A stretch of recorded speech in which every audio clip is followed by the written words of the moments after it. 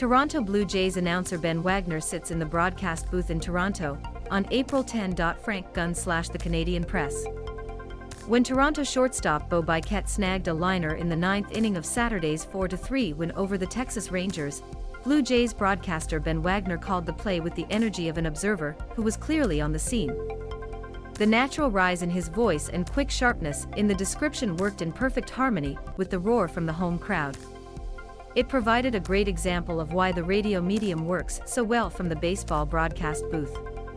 It's a call that likely wouldn't have sounded quite the same if the Blue Jays were playing away from home. While Sportsnet's television simulcast on the radio for part of last year appears to be a one-and-done experiment, the rights holder is not sending Wagner on the road even though dedicated radio broadcasts have returned for the full season. For the Blue Jays' 81 road games, he'll call the action off screens from a studio at the company's downtown headquarters. "I'm thinking about it as a broadcaster and thinking I feel as if what I'd be missing is that 1,000-foot view," said longtime newscaster Paul Cross, a radio professor at Toronto's Humber College. "That experience, that overview of the stadium, I can see the entire field, I can feel what the crowd is feeling. I can hear it, I can smell it, I'm immersed in it. I think it's going to be a real challenge. It's going to be a testament to the essence of the broadcaster to in front of a screen." COVID-19 concerns and travel restrictions meant remote broadcasting was the reality for many TV and radio broadcast crews when sports first returned in the pandemic's early days. The difference was noticeable, but viewers and listeners had to accept it given the unusual circumstances.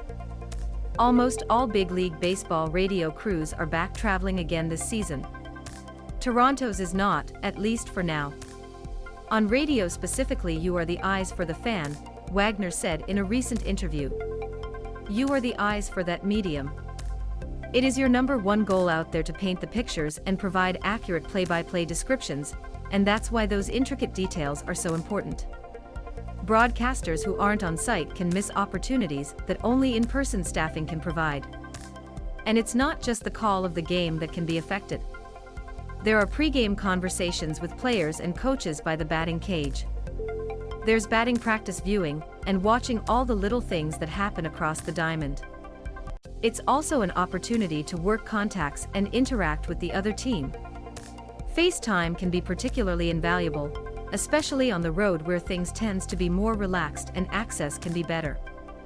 I think that you're really at a disadvantage if you're not with the ball club, so I'm really disappointed that we're not traveling at the start of the season," Wagner said. "I hope that's open to further consideration as the season continues. Hopefully with the expectations and the level of excitement around this team, that is something that is consistently reevaluated." Sportsnet is sending television crews and its baseball insiders on the road this year. The network declined an interview request to discuss radio plans for the 2022 campaign. The Blue Jays, who opened the regular season with a 3-game home series, will kick off a 4-game series Monday night in New York. A 6-game road trip with stops in Boston and Houston is set for later this month.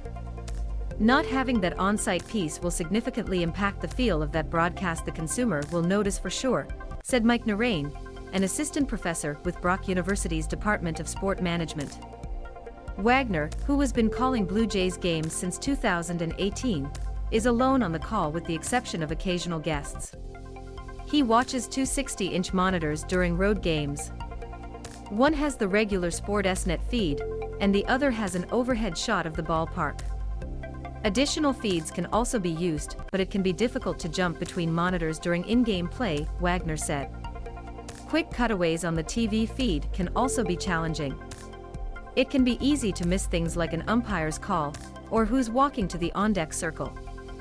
When you're calling a game off of a monitor, you're trying hopefully to see some reaction from a player, Wagner said. You know, a pumped fist from Vladdy on a bang-bang play because he knows he got the out.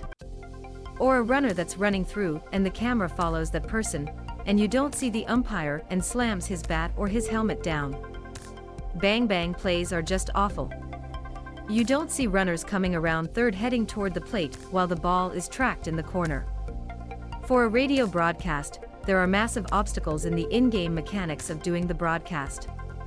Cross said that baseball doesn't seem to be considered as important on the radio these days, adding the Blue Jays radio broadcasts used to serve as the soundtrack of Toronto summers back in the team's early 90s glory days. You couldn't go anywhere without hearing the game, he said. It just sounded so big and so live and so fantastic because they were right there. So if it doesn't feel big and live and important coming out of the radio, maybe listeners will have something to say about that. But I also think in terms of money, if you can send the TV crew, you can send the radio guy.